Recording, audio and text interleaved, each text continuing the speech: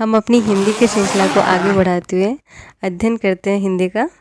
और अब पिछला वीडियो आपने देखा होगा निराला जी का, जिस पे उत्साह पे था, उसी का नेक्स्ट पार्ट है अट नहीं रही है, उनकी कविता है उत्साह। आपने पिछला वीडियो देखा ही होगा, नहीं देखा होगा तो डिस्क्रिप्शन में आपको लिंक मिल जाएगा, उसे आप देखिए।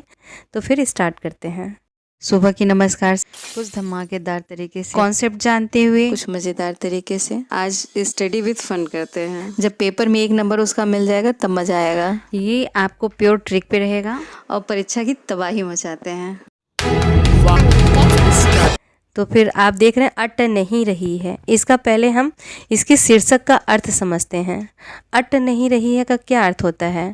यहाँ अट नहीं रही है का अर्थ होता है, अटना का मतलब होता है समाना, समा नहीं रहा है। क्या नहीं समा रहा है? जैसे आप देखिए कि आप 2 किलो का पैकेट लाइए, उसमें 4 किलो भरने का प्रयास करिए, क्या वो समा पाएगा? उसमें नहीं समा पाएगा।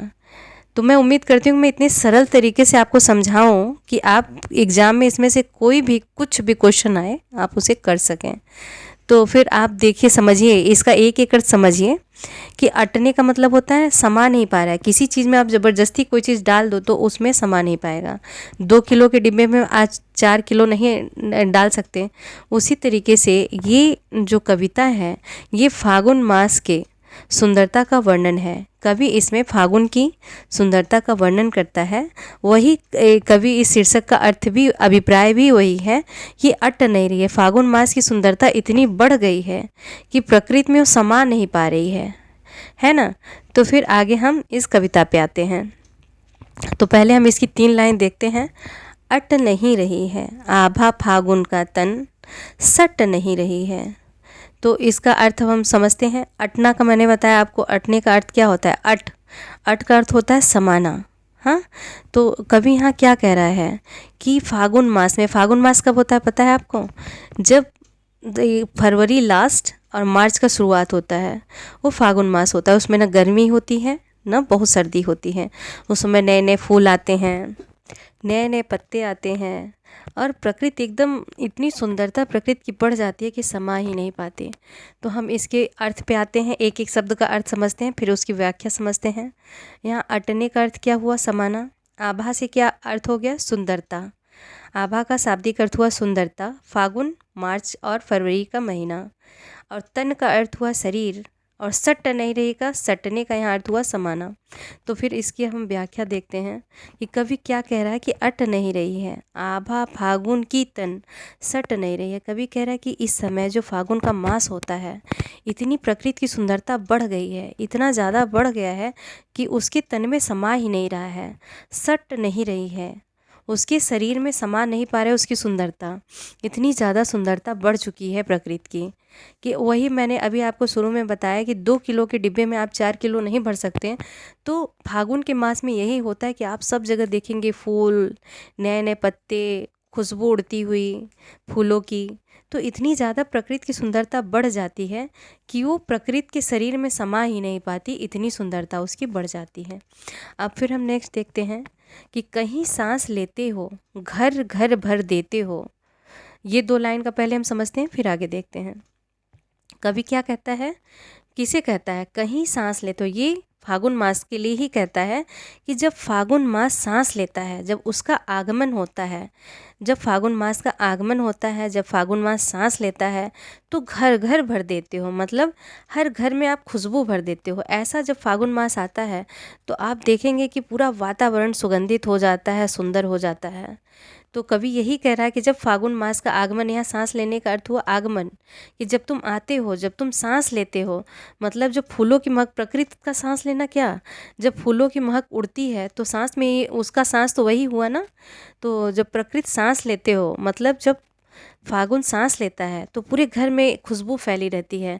अगर आपने कहीं बगीचे देखे हों तो आप याद करिए कि जब बौर होता है आमों का, अगर आपने नहीं देखा है तो गांव में जाइए या फिर शहर में ही हो, वहाँ आप देखिए कि जब मार्च का महीना होता है आम के पेड़ों में नए नए बौर आते हैं, उसकी खुशबू अलग ही होती है। तो इसी तरीके से सारी फूलों की खुशबू पूरे घर घर में भर जाती है। कवि क्या कहता है कि जब फागुन मास का आगमन होता है पूरे घर में सुगंधित हो जाता है फूलों की खुशबू से। फिर आगे का लाइन हम देखते हैं। ओढ़ने को नभ में तुम, पर पर कर देते हो। कवि कहता है कि ऐसा वातावरण हो जाता है कि गर्मी में क्या होता है, बहुत गर्मी लगती है, काम करने का मन नहीं करता। ठंडी में बहुत ठंड लगती है, कुछ करने का मन नहीं करता। लेकिन जब फागुन मास आता है तो ऐसा वातावरण हो जाता है कि मन लगता है कि अब हम कुछ भी कर सकते हैं, नई प्रेरणा बढ़ती है हमारे अंदर नया कार्य करने के लिए। तो कहता है कि उड़ने को नभ में तुम, नभ का अर्थ यहाँ क्या हुआ, आकाश में, कि हमारा मन ऐसा हो जाता है। कभी आप बहुत अच्छी चीज़ देखो तो आप कल्पना में खो जाते हैं। प्रकृति का बहुत मनोरम दृश्य देखिए तो आदमी क्या करता है, इंसान कल्पना में खो जाता है, उसका मन करता है कि हम आकाश में उड़ने लगे हैं, है ना। तो कवि कहता है कि इस समय ऐसा माहौल, ऐसा वातावरण होता है कि हमारा मन आकाश में उड़ने को करता है, और उसके लिए तुम क्या करता है, पर पर कर देते हो। यहाँ पर का अर्थ क्या हुआ, पंख। इसके लिए तुम हमें पंख दे देते हो, क्योंकि इतना मनोरम, इतना सुंदर दृश्य हो जाता है, वातावरण हो जाता है कि हमें लगता है कि हमें पंख लग गए हैं हमारे कल्पना को, और हम आकाश में उड़ रहे हैं। तो फिर अब हम नेक्स्ट देखते हैं, आँख हटाता हूँ तो हट नहीं रही है।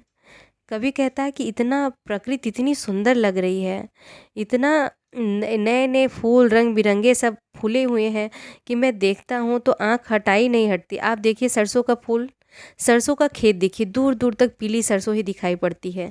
आप देखते रहिए तो आँख हटाने का मन नहीं करता। तो उसी तरीके से कवि क्या समझा रहा है कि आँख हटाता हूँ तो हट नहीं रही है। प्रकृति इतनी मनमोहक हो गई है, इतनी सुंदर हो गई है कि मैं चाह रहा हूँ कि अपनी आंखें हटाऊँ वहाँ से, लेकिन मेरी आंखें वहाँ से हट नहीं पा रही हैं। पत्तों से लदी डाल, कहीं हरी कहीं लाल, है। तो कवि कहता है कि पत्तों से लदी डाल। आप देखते हैं कि जब फागुन मास आता है नए नए पत्ते आते हैं, एकदम मुलायम पत्ते, हरे हरे कोमल से पत्ते आते हैं। कभी आप देखते हो ना, आम के पत्ते कहीं एकदम डार्क ब्राउन कलर के जब एकदम छोटे छोटे खिलते हैं, तो कहीं लाल होते हैं, कहीं हरे होते हैं। उन सबसे पूरी डाल एकदम लदी हुई है, भरी हुई है, नए नए पत्ते आए हुए हैं प्रकृति में। प्रकृति की यहाँ शोभा का वर्णन हो रहा है कि प्रकृति एकदम लदी हुई है, किससे, अपने नए नए पत्तों से। कहीं हरी है तो कहीं लाल है। तो फिर आगे हम देखते हैं, कहीं पड़ी है उर्मे मंद गंध पुष्पमाल। कवि कहता है कि कहीं पड़ी है उर्मे, मतलब प्रकृति के हृदय में कैसी माला पड़ी है, मंद मतलब धीरे धीरे, गंध सुगंध। यहाँ अर्थ समझिए पहले आप। उर का अर्थ होता है हृदय, मंद का अर्थ होता है धीरे धीरे, गंध का अर्थ होता है सुगंध, पुष्प का अर्थ होता है फूल, और माल का अर्थ होता है माला। तो कवि कहता है कि कहीं पड़ी है उर्मे मंद गंध पुष्पमाल, कि प्रकृति के हृदय में कहीं क्या पड़ी हुई है, धीरे धीरे सुगंधित फूलों की माला पड़ी हुई है कि जिससे पूरा सुगंध वातावरण सुगंधित हो रहा है। आप देखेंगे जैसे कोई पेड़ है, उस पे फूल फूला है, गुलाब का फूल, गेंदे का फूल, तो क्या लगता है कि जैसे उसके सिर पे मुकुट रखा गया है फूल का। तो कवि यहाँ क्या कल्पना कर रहा है कि प्रकृति के हृदय में फूलों की माला पड़ी है जो सुगंधित है, और धीरे धीरे वो अपनी सुगंध बिखेर रही है। नेक्स्ट 2 लाइन बची है, उसको हम देखते हैं। पाट पाट शोभाश्री पट नहीं रही है। अब पहले हम इसका शब्दार्थ देख लेते हैं। पाट पाट का अर्थ होता है जगह जगह, शोभाश्री का क्या अर्थ होता है, सुंदरता। पट नहीं रही है, इसका अर्थ होता है समाना, मतलब उसमें समा नहीं रही है। तो कवि कहता है कि जगह जगह पर प्रकृति की सुंदरता, शोभाश्री, शोभाश्री का अर्थ सुंदरता, इतनी फैली हुई है कि वह समा नहीं रही है। क्या कवि कहता है कि इतनी सुंदरता पूरे वातावरण में व्याप्त है कि वो प्रकृति के तन में समा ही नहीं पा रही, एकदम निकली पड़ी हुई है। जैसे सब कहते हैं कि पानी छलकने लगता है, समा नहीं रहा है, उसी तरीके से प्रकृति की सुंदरता एकदम अद्भुत है, देखते ही बन रहा है, आंखें नहीं हट रही है। तो इसमें निराला जी ने प्रकृति का वर्णन किया है, फागुन मास का वर्णन किया है। उम्मीद करती हूँ आपको समझ में आया होगा। पसंद आए तो लाइक शेयर सब्सक्राइब करना ना भूलें। धन्यवाद।